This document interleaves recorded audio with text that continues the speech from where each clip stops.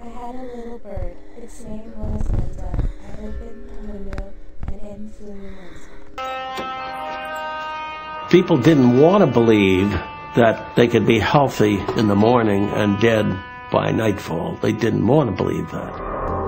It was the worst epidemic this country has ever known. It killed more Americans than all the wars this century combined.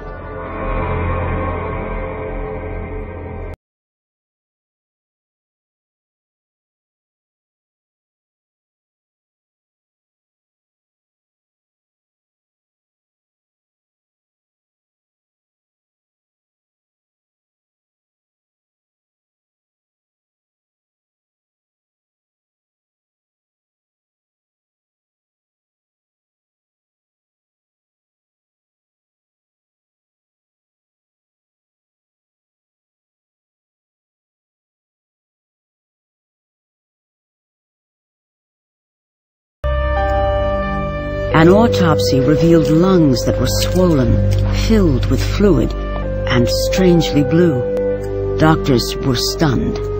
What in the name of God was happening to these lungs?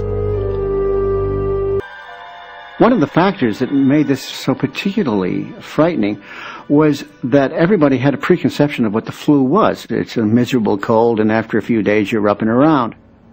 This was a flu that put people into bed as if they'd been hit with a 2x4, that turned into pneumonia, that turned people blue and black and killed them.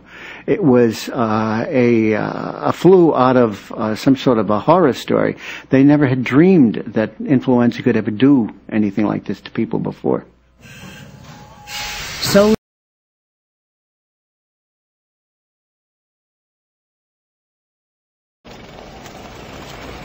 for a physician, it must have been very, very confusing, being confronted with patients that come to you and within 12 hours, before you even have a chance to do anything, they're dead. This was happening too fast.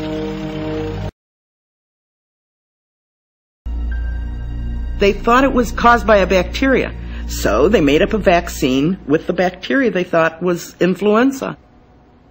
But you can't make a vaccine if you're looking at the wrong causative organism.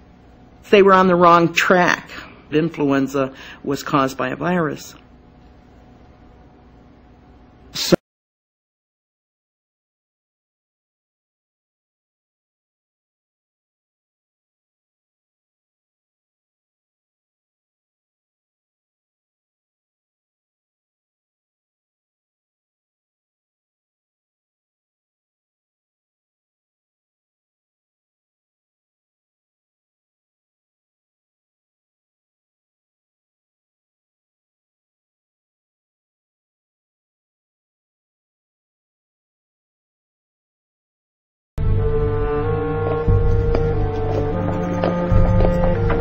In Philadelphia, death carts roamed the city.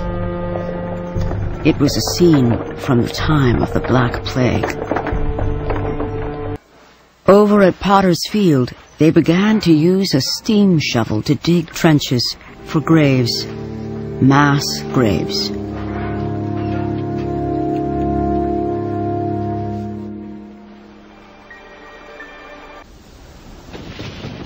In 31 shocking days, the flu would kill over 195,000 Americans.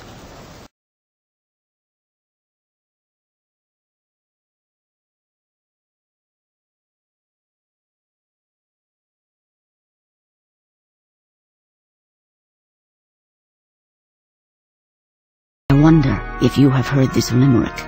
I had a little bird, and his name was Enza. I opened the window and Influenza.